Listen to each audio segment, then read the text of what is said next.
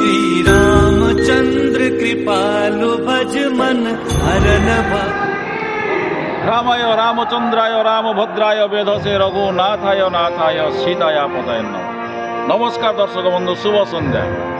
आजिकार एक आध्यात्मिक परिवेश उराड़ी प्रभु श्री दधिवामन क्षेत्र उराड़ी प्रभु श्री दधिवामनंकर विजय पीठस्थली उराड़ी ठारे मु संजय कुमार शतपथी कैमरामैन संजीव कुमार सिंह सह एक आध्यात्मिक परिवेश को आपको स्वागत कर। रामपथी बहुत पुरातन कालर ये रामपथीर पूजा चली उराड़ी बामन क्षेत्र प्रभु श्री दधिवामन ठीक पार्श्व देश पोथी पूजा।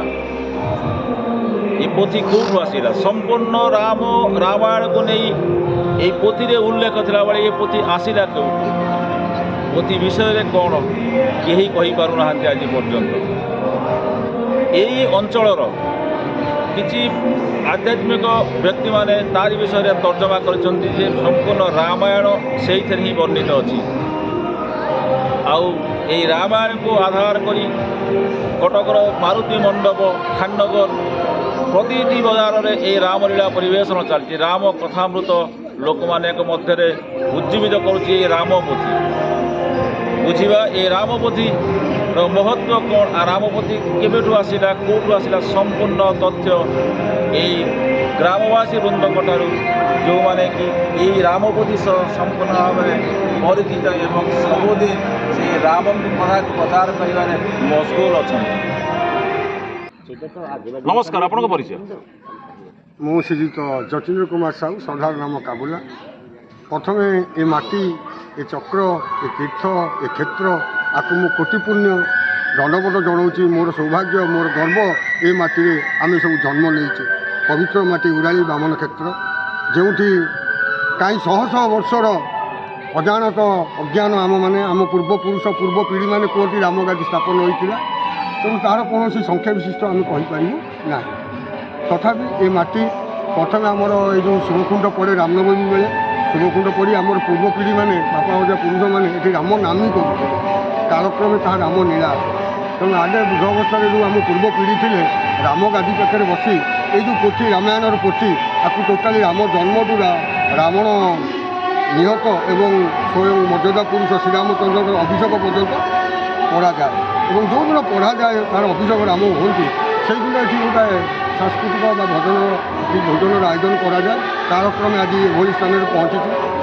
आम गर्वित प्रभु जो जगार दधिवामन स्वयं पीठस्थली प्रभु रामचंद्र गादी ये आखपाख अंचल दीर्घ 60-65 किलोमीटर दूरता मध्य एभली गादी आज्ञा ना आउ सबुठ पुरातन संस्था होम रामलीला संस्था उराली रामलीला प्रचार समिति ये हूँ सर्वपुरातन एठार मुखा पिंधि आमर पूर्व पीढ़ी मैंने अभिनय करते जो मुखा को पिंधिले आपण स्वयं हनुमान माने स्वयं हनुमान प्रभाव पड़ो आपण अकस्मात दौड़ा आरंभ करेंगे जोटा कि अविस्मरणीय माने विश्वास योग्य बाहर तेणुक उराली की समस्त प्रशंसा करती उराली रामलीला प्रचार समिति बा रामनामी बा रामगादी बा आम शिवकुंड पड़ी ये उराली पवित्र माटी एठार जन्म नहीं आम मैंने तेणु आम आमको प्रथम से प्रभु पुरुषोत्तम पाखे कोटि प्रणाम जनाऊँ जे आमको सौभाग्य ये जगह आम जन्म देती।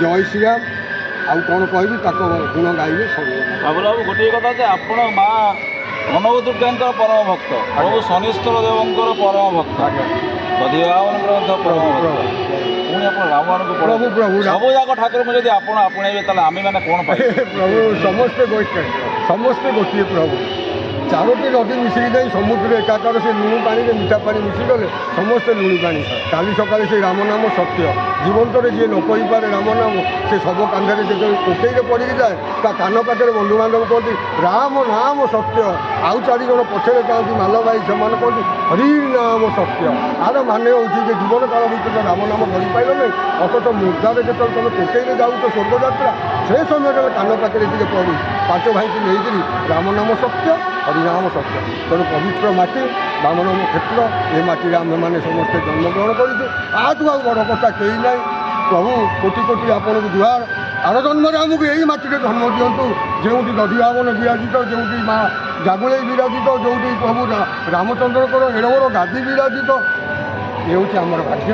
ଆଉ ବା କ'ଣ କହିବୁ? ପ୍ରଭୁ ଶ୍ରୀରାମଚନ୍ଦ୍ରଙ୍କ ଗାଦି, ଆଜ୍ଞା ପ୍ରଭୁ ଶ୍ରୀ ଦଧିବାବନଙ୍କ ମନ୍ଦିର, ପ୍ରଭୁ ଠିକ୍ ଦ୍ୱାର ଦେଶରେ ମା କନକ ଦୁର୍ଗା, ସେପଟେ ପ୍ରଭୁ ଶନିଶ୍ଚର। ପ୍ରଭୁ କ'ଣ କହିବା ବି ଆମେ? ମନ୍ଦିର ମାଳିନୀ ନବଗ୍ରହେ ସମାହାର ଗ୍ରହ ରୂପୀ ଜନାର୍ଦ୍ଦନ, ସେଇ ଦଧିବାବନଙ୍କ ପାଖରେ ଆମେ ମଧ୍ୟ ବି ନମସ୍କାର କରୁଛୁ। ପ୍ରଭୁ ଏ ଉରାଳି ଗାଁକୁ ସବୁ ସୁଖରେ ରଖନ୍ତୁ। ସଂସାର ଘଣ୍ଟ ଗୋଡ଼େଇ ରଖୁ ବୋଲ ଅନେକ ବାର ହରି ବୋଲ। ନମସ୍କାର, ଆପଣଙ୍କ ପରିଚୟ? ନମସ୍କାର, ଜୟ ଶ୍ରୀରାମ। ମୋ ନାଁ ରବୀନ୍ଦ୍ରନାଥ ସାହୁ। ଏ ରାମପୋଥି, ଉରାଳି ଦଧିବାବନ କ୍ଷେତ୍ରରେ ରାମପୋଥି ଆଜ୍ଞା ଭାରି ଉତ୍କଣ୍ଠାର ବିଷୟ। ଯେ ସକାଳେ ଯେତେବେଳେ ମୁଁ ଆଜି ସମସ୍ତଙ୍କୁ କହିଛି ଯେ ରାମପୋଥି ଉରାଳି ଦଧିବାବନ ସମସ୍ତେ ଆଶ୍ଚର୍ଯ୍ୟ ହେଇଛନ୍ତି, ଆରେ ରାମପୋଥି କ'ଣ? ମୁଁ କହି ସେ 220 ବର୍ଷ ଉପର ପୋଥି ହେଇଛି ନା, ସେ କ'ଣଟା ସେ ବିଷୟ ଟିକେ ଦୟାକରି କହିବି କି? ସଞ୍ଚୟ ଆମର ସନ୍ଦେହ ଅଛି। ଇଏ 200 ବର୍ଷ ଉପରେ ଆହୁରି ମଧ୍ୟ ଆମେ ଆମ ମାନେ ସିନିୟର ମାନେ ବୟସ୍କ ଲୋକମାନଙ୍କୁ ଶୁଣିଛୁ ଯାହା, ଏ ପୋଥି ଏ ଖଣ୍ଡମଣ୍ଡଳରେ କେଉଁଠି ନାହିଁ, ସଦାଶିବଙ୍କ ରାମାୟଣ। ଆଚ୍ଛା, ଏ ଗାଦି ହେଉଛି ଏଠି ଯେଉଁ ରାମ ଗାଦି ଗୋଟେ ଅଛି, ଏ ଦୀର୍ଘ ବହୁତ ପୁରାତନ, ଏ ଖଣ୍ଡମଣ୍ଡଳରେ ବି କେଉଁଠି ନାହିଁ। ତେଣୁ ଏଠି ଗାଁର ଲୋକମାନେ, ସାଧାରଣ ଲୋକମାନେ ଜୟ ଶ୍ରୀରାମରୁ ଆରମ୍ଭ କରନ୍ତି ଦିନଚର୍ଯ୍ୟା, ଜଗନ୍ନାଥଙ୍କ ନାମ ନେଇକି, ସେଇ ପ୍ରଭୁଙ୍କ ନାମ ନେଇକି ଚାଲନ୍ତି। ଆଉ ଏଇ ପୋଥି ବିଷୟରେ ମୋର ଯେତିକି ଧାରଣା, ଏ ପୋଥି ଗୋଟେ ଜାଗାରୁ ଆସିଥିଲା, ସେଇଟା ହେଉଛି ଅସୁରେଶ୍ୱର। ମୁଁ ଯେତିକି ଶୁଣିଛି କପି କରାହେଇଛି, ଆଉ ଟିକେ ରଖାହେଇଛି। ଆଉ ସେ ପୋଥି ବି ଅଛି, ତାକୁ ସେ ପୋଥି ଟିକେ ନାକୁ ଇଏ ହେଇଗଲାଣି, ପୁରାତନ ପୋଥି ଯେଉଁଠି। ସେ ପୋଥି ସାଙ୍ଗରେ ଆଉ କ'ଣ କ'ଣ ପାଇଛନ୍ତି ଆପଣ? ସେ ବିଷୟରେ ମୋର ସେତେ ଏତେ ଧାରଣା ନାହିଁ। ଶୁଣାଯାଏ ଯେ ହନୁମାନ ମୁଖା ସବୁ ଅଛି। ଜୟ ଶ୍ରୀରାମ। ନମସ୍କାର, ଆପଣଙ୍କ ପରିଚୟ? ମୁଁ ହେଉଛି ସମୀର କୁମାର ଅଧିକାରୀ। ଏଇ ଯେଉଁ ରାମପୋଥି ବିଷୟରେ ଆପଣ କ'ଣ କହିବେ? କେତେ ବର୍ଷର, କେଉଁଠୁ ଆସିଲା? ଏ ପୋଥି ତ ହାରାହାରି 200 ବର୍ଷର ପାଖାପାଖି ହେବ। ଆଉ ଆମ ଜେଜ ବି ପୋଥି ପଢ଼ୁଥିଲେ, ତାପରେ ବାପା ପଢ଼ିଲେ, ବାପାଙ୍କ ପରେ ପରେ ମୁଁ ପୋଥି ଅଧ୍ୟୟନ କରୁଛି। ଏ ପୋଥି ବିଷୟରେ କ'ଣ ତା ଭିତରେ ଲେଖା ଅଛି? କ'ଣ ସେ ପୋଥି ବିଷୟରେ? ପୋଥିରେ ଲେଖା ଅଛି ଏଇଆ ଯେ ଆମର ରାମ ଜନ୍ମଠୁ ରାମ ଅଭିଷେକ ଯାଏ ମାସାଧିକ ଲାଗିକି ରାମାୟଣ ପଢ଼ାଯାଏ। ସରିଲା ପରେ ଆମର ଅଭିଷେକ ଠାକୁରଙ୍କର। ଏ ପୋଥି କିଏ ଲେଖିଛନ୍ତି, କିଏ ତା ବିଷୟରେ ଆପଣ ଜାଣିଛନ୍ତି? ସଦାଶିବ ରାମାୟଣ ତାଙ୍କ ଘର, ତାଙ୍କ ବିଷୟରେ କିଛି ଆପଣ ଜାଣିଛନ୍ତି? ଏ ପୋଥି କିଏ ଆଣି ସ୍ଥାପନ କରିଥିଲେ? ସିଏ ଆମ ଜେଜ, ତାଙ୍କ ବାପା। ତା ବିଷୟରେ ଆପଣ ଜାଣିନାହାନ୍ତି? ସେ ମାନେ କିମ୍ବା ଆଶ୍ଚର୍ଯ୍ୟଜନକ କଥା ଆଜ୍ଞା ଯେ ଦଧିବାବନ କ୍ଷେତ୍ରରେ ଏକ ଆଶ୍ଚର୍ଯ୍ୟ, ଆଜ୍ଞା ଯଦିଓ ଏ ରାମପୋଥି ଇଏ ବି ଏକ ଆଶ୍ଚର୍ଯ୍ୟ। ଆଜ୍ଞା ସମ୍ପୂର୍ଣ୍ଣ ସନାତନ ଧର୍ମ ଗୋଟେ ଆଶ୍ଚର୍ଯ୍ୟ, ଗୋଟିଏ ଆଶ୍ଚର୍ଯ୍ୟ। ସବୁଠି ତ ଆଶ୍ଚର୍ଯ୍ୟ ସୃଷ୍ଟି କରିଛି ସନାତନ ଧର୍ମ, ଆଜ୍ଞା କିନ୍ତୁ ଆଜି ମଧ୍ୟ ଏଇଠି ଗୋଟେ ଆମେ ଦେଖୁଛୁ ଏଇ ଗୋଟେ ସନାତନ ଧର୍ମ, ଇଏ ବି ଗୋଟେ ଆଶ୍ଚର୍ଯ୍ୟ। କାରଣ ରାମ ନାମ ସବୁବେଳେ ରାମ ନାମ। ଆଜ୍ଞା ସେ ରାମପୋଥି ଆଜି ଏଠି ଗୋଟେ ମାନେ ଆମେ ବି ମଧ୍ୟ ଦୌଡ଼ି ଆସିଛୁ ଯେ ରାମପୋଥି କ'ଣ, ଆମେ ବି ଜାଣିପାରୁଛୁ ଯେ ରାମପୋଥିଟା କ'ଣ ବୋଲି। ଆମେ ସେଇ ବିଷୟରେ ଆମେ ଜାଣିବାକୁ ଚାହିଁବା। ଆଉ ସାରା ସଂସାର ଜାଣିବାକୁ ଚାହୁଁଛୁ ଯେ ରାମପୋଥି ଉରାଳି ଦଧିବାବନ କ୍ଷେତ୍ରରେ ରାମପୋଥିର ଉଦ୍ଭାବନ, ରାମପୋଥି କେଉଁଠୁ ଆସିଛି, କ'ଣ ଆସିଛି? 200 ବର୍ଷ ତଳ ରାମପୋଥି ସେମିତି ଆଜି ପର୍ଯ୍ୟନ୍ତ ବି ସୁରକ୍ଷିତ ଅବସ୍ଥାରେ ଅଛି। ସୁରକ୍ଷିତ ଅବସ୍ଥାରେ ପୋଥି ଥିଲା।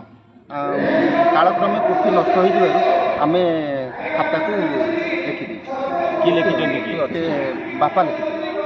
ସେ ଲେଖା ବି ଆଜି ପର୍ଯ୍ୟନ୍ତ। ଆଜ୍ଞା ମାନେ ରାମଙ୍କ ସହ ଆପଣ ବାପାଙ୍କର ହସ୍ତାକ୍ଷର ବି ମଧ୍ୟ ରହିଛି। ଆଜ୍ଞା ବହୁତ ଧନ୍ୟବାଦ। ଆପଣ ସବୁଦିନ ପାଠ କରୁଛନ୍ତି। ଆଜ୍ଞା ତା ବିଷୟରେ ଆଉ କିଛି ଅଦ୍ଭୁତ କାମ, କିଛି ଆଶ୍ଚର୍ଯ୍ୟଜନକ ଘଟଣା ଘଟିଛି ଆପଣ ଜାଣିଛନ୍ତି? କିଛି ପୂଜାର ବ୍ୟତିକ୍ରମ ହେବା କିମ୍ବା କୌଣସି ଅଘଟଣ ଘଟିବା? ନାଇଁ, କୌଣସି ଅଘଟଣ ଘଟିନାହିଁ ଯେଉଁଦିନଠୁ ପୋଥି ଅଧ୍ୟୟନ କଲି। ଇଏ ଆଉ କ'ଣ ଅଛି? ଏ ପୋଥି ବିଷୟରେ ଆଉ କ'ଣ ଅଛି? ଆମେ ଶୁଣିଥିଲୁ କ'ଣ ଗୋଟେ ହନୁମାନ ମୁଖା ଯାଏ ଏଠି। ଆଜ୍ଞା, ହନୁମାନ ମୁଖା ଅଛି, ସୁଗ୍ରୀବ ମୁଖା ଅଛି, ଅଙ୍ଗଦ ମୁଖା ବି ଅଛି। ଆମର ଏଠି ପୂଜା କରୁଛନ୍ତି ମୁଖା। ରାମଲୀଳା ବି ହୁଏ ଆମର ଏଠି। ସବୁଦିନ ସେ ରାମ ପରିବାର ମସଗୁଲ ଅଛି।